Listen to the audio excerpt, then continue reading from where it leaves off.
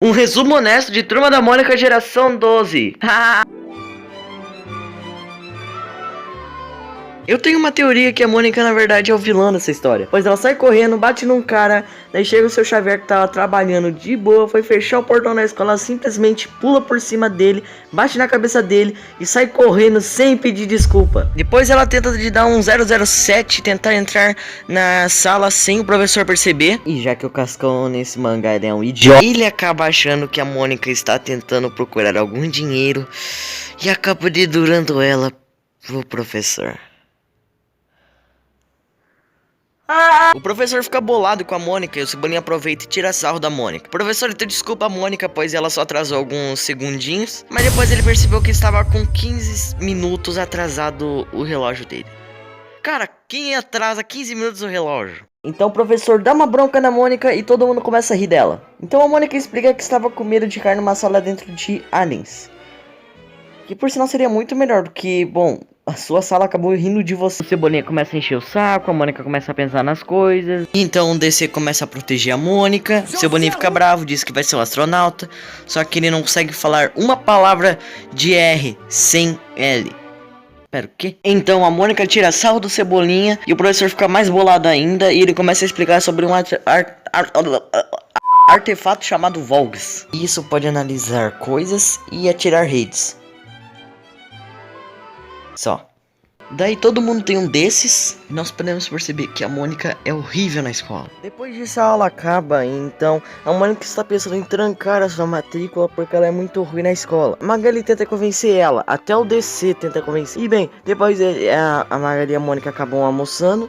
Nisso eles acabam encontrando uma loja. E aquela loja tinha nada mais, nada menos do que um monte de referência. Toma, todas essas referências. A loja era do seu Juca. E então a Mônica encontra o seu coelhinho de infância. Na verdade uma cópia do coelhinho dela, mas tanto faz. E alguns livros caem em cima da Mônica. E quem tava pegando aqueles livros era o Cebolinha e o Cascão. E a Mônica acha que foi de propósito e bate neles. O Cebolinha fica irritado e fala pra Mônica que não foi por querer, foi sem querer. Então ele começa a dizer que a Mônica é infantil por causa que ela tava querendo comprar de volta um coelhinho que já batia neles. Então o Cebolinha acabou ferindo os sentimentos da Mônica. Então a Mônica fica irritada e joga o coelhinho neles e meio que acaba quebrando tudo. Então eles têm que limpar o local e daí eles saem. Nisso aparece uma bruxa muito misteriosa. Nisto essa maga, não sei falar, ela acaba jogando alguns troços no mar e acaba infectando o professor. Nisso a Magali ela tem um pressentimento estranho. Então a Mônica termina de costurar o Sansão e o Sansão do nada cria vida. E a Mônica fica muito confusa e ele também desesperados. Então a Mônica tem a brilhante ideia de usar o seu Vox para analisar o coelho para saber o porquê que ele está vivo. Só que ela esqueceu no colégio, ela vai lá buscar. E então ela vê a Magali e a Milena sendo atacadas pelo professor. Mais um dia normal, né? Então a Magali é atacada e a Mônica protege. E então, de repente, a Mônica se funde com o Sansão e vira uma espécie de Cavaleiro dos Zodíacos, Power Rangers.